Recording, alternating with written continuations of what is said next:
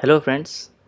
अ, आप लोगों ने बिग डेटा का नाम तो ज़रूर सुना होगा। अगर आप लोग टेक्निकल बैकग्राउंड से बिलोंग करते हैं या नहीं भी करते हैं तो भी आप लोगों ने बिग डेटा का नाम ज़रूर सुना होगा कहीं ना कहीं।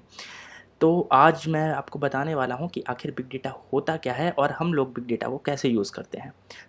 जैसा कि आप देख रहे हैं कि बिग डेटा जो है वो बहुत सारी चीज़ों से मिल के बना हुआ है। तो बिग डेटा में आती हैं दो चीज़ें, बिग और डेटा। डेटा हम लोग जानते हैं, data is the collection of raw information, facts and figures. So and that is big. So जब ये डेटा बहुत ही ज़्यादा हो जाता है, बिग हो जाता है, तो होता है बिग डेटा। दोस्तों, आपको याद होगा कि आज से 10 साल पहले हम लोग जो मेमोरी कार्ड्स यूज़ करते थे वो होते थे 512 एमबी के। उसके बाद आए एक 1 जीबी के, 1 जीबी हम लोग यूज़ करते थे। उसके बाद आया टेराबाइट्स वगैरह की हार्ड डिस्क, अब हम लोग एक कमर्शियल यूज़ में यूज़ करते हैं। अब हमको ऐसा लगता है कभी-कभी कि हमारे अगर लैपटॉप में 1 टीबी की हार्ड डिस्क है तो वो भी कभी कम पड़ जाती है डेटा स्टोर करते-करते। सो this is all about big data. यही है बिग डेटा कि जो डेटा है वो हमारा बहुत ही ज़्यादा अमाउंट में है। हम लोग क्या पढ़ने वाले हैं आज, बिग डेटा से रिलेटेड टर्म्स और बिग डेटा क्या होता है और बहुत सारे टेक्निकल स्टफ्स हैं जो आज हम लोग देखेंगे।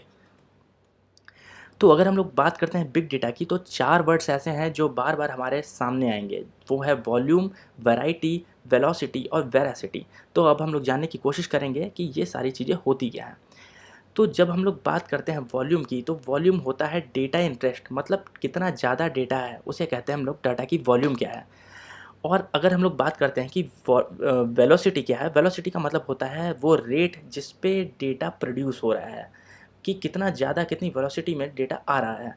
फिर होती है वैरायटी। वैरायटी का मतलब होता है डेटा कितने टाइप का है। जब हम वैरायटी की बात करते हैं तो हमारे पास बेसिकली 3 टाइप की वैरायटी सामने आती है, जिसमें होती है structured data, semi structured data और अनस्ट्रक्चर्ड डेटा।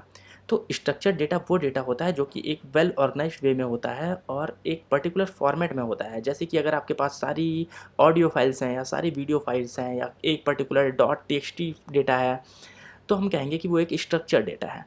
लेकिन अगर वही डेटा हमारे पास घुला-मिला है कि कुछ ऑडियो की फ़ाइल है, कुछ टेक्स्ट की फ़ाइल है, कुछ हमारे पास वीडियोज़ की फ़ाइल है, तो वो हो जाएगा अनस्ट्रक्चर्ड डेटा। और सेमी स्ट्रक्चर्ड डेटा जो होता है वो कॉम्बिनेशन होता है स्ट्रक्चर्ड डेटा का और अनस्ट्रक्चर्ड डेटा का। अब मैं आपको बता दूं कि जो बिग डेटा होता है वो बेसिकली डील करता है अनस्ट्रक्चर्ड डेटा से। 85% जो डेटा होता है बिग डेटा में वो अनस्ट्रक्चर्ड होता है, इसीलिए इसको हैंडल करना बहुत ही ज़्यादा मुश्किल होता है। अब हम बात करते हैं वेरासिटी की। वेरासिटी का मतलब होता है अनसर्टेनिटी। डेटा हमारा कितना ऑथेंटिक है, डेटा तो बहुत ज़्यादा है, लेकिन किस डेटा पे हम भरोसा करें या किस डेटा को हम सही माने या नहीं, उसे कहते हैं हम लोग डेटा की वेरासिटी। अब हम लोग बात करते हैं कि जो डेटा है वो आ कहाँ से रहा है। डेटा तो हमारे पास बहुत सारा है। अगर हम लोग ध्यान दें तो देखेंगे कि इतने ज़्यादा सोशल नेटवर्किंग वेबसाइट्स हो गई हैं आजकल। फेसबुक हो गया है, ट्विटर हो गया है, यूट्यूब है, फ्लिकर है। फ्लिकर मैं बता दूं आपको कि फ्लिकर हम लोग यूज़ करते हैं फ़ोटोज़ स्टोर करने के लिए। सो इतना ज़्यादा डेटा है।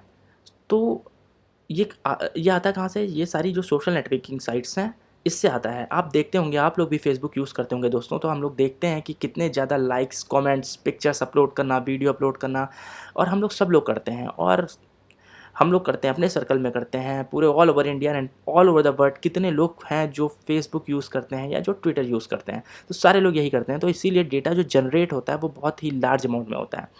फिर जो होता है वो ऑनलाइन ट्रांजैक्शन से भी डेटा बहुत ज़्यादा आता है, जैसे कि बैंकिंग्स वगैरह हो गई, तो वो हमारे सारे रिकॉर्ड्स रखते हैं।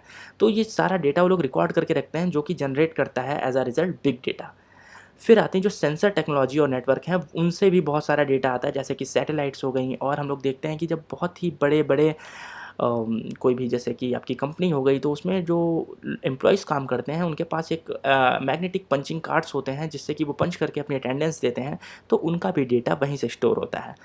All these things create a big data. Okay. तो अब जैसा कि नेक्स्ट पिक्चर हमको दिख रही है, इसमें एक बड़ा-सा आइसबर्ग है जो हमारे सामने है, जिसमें से कि एक छोटा पोर्शन हमको दिख रहा है और एक बड़ा पोर्शन है वो जो पानी के अंदर है। बिग डेटा बिल्कुल ऐसा ही है। तो बिग डेटा में क्या होता है कि कुछ पोर्शन जो है वो हमें दिखाई देता है और बहुत सारी हिडन चीज़ें हैं जो हमें नहीं मालूम होती हैं। Big data is all about storing and accessing large amount of unstructured data, जो कि जैसा कि मैंने पहले ये भी बताया था कि बिग डेटा में ज़्यादातर अनस्ट्रक्चर्ड डेटा ही होता है। Now processing high volume of data that is called big data, और वो कुछ सेंस भी बनाना चाहिए, ठीक है। तो दोस्तों अगर आपने बिग डेटा का नाम सुना है तो आपने हडूप का नाम भी कहीं ना कहीं सुना ज़रूर होगा। हडूप क्या होता है? हडूप एक ओपन सोर्स है, ओपन सोर्स प्लेटफॉर्म है, एक फ्रेमवर्क है जिससे कि हम बिग डेटा को हैंडल कर सकते हैं। हडूप को बनाया था डग कटिंग ने, और जब हम हडूप का सिंबल देखते हैं तो हमको एक ये हाथी दिखाई देता है। वो इसलिए है क्योंकि जो डग कटिंग था उसका बेटा था, उसका बेटे के पास एक खिलौना था जो कि खिलौने हाथी था, उस हाथी का नाम हडूप था। तो उसने अपने बेटे के खिलौने के नाम पे ही इस फ्रेमवर्क का नाम रख दिया हडूप। सो जो हडूप है वो लिखा गया है जावा में, उसकी प्रोग्रामिंग जावा में है। हडूप के दो मेन जो पार्ट होते हैं वो होता है map reduce, Hadoop map reduce system HDFS, and Hadoop distributed file system and map reduce system. So Hadoop distributed file system कैसे काम करता है? वो एक डिस्ट्रीब्यूटेड नेटवर्क की तरह काम करता है, और जैसे कि वो एक स्टोरेज की तरह काम करता है जहाँ पे फाइलों को डिस्ट्रीब्यूट करके मास्टर और स्लेव की कॉन्फ़िगरेशन में रखते हैं। तो मैं अगला अपना जो वीडियो बनाऊंगा वो हडूप पे ही बनाऊंगा दोस्तों, और मैं उसमें आपको अच्छे से बताऊंगा कि हडूप को कैसे इंस्टॉल किया जाता है और हडूप कैसे काम करता है। हडूप के दो मेन पार्ट होते हैं, Hadoop distributed file system HDFS और मैप रिड्यूस सिस्टम। दोनों ही कोर कंपोनेंट हैं हडूप के। तो हडूप में जैसे मैंने बताया कि एक को हम लोग HDFS को यूज़ करते हैं स्टोरेज के लिए, और मैप रिड्यूस को यूज़ करते हैं हम लोग प्रोसेसिंग के लिए। मैप रिड्यूस बेसिकली काम करता है डिवाइड एंड कॉन्कर टेक्निक पे। हम लोग बड़ी से बड़ी प्रॉब्लम को डिवाइड करते हैं फिर उसको सॉल्व करने की कोशिश करते हैं। That is how map reduce works.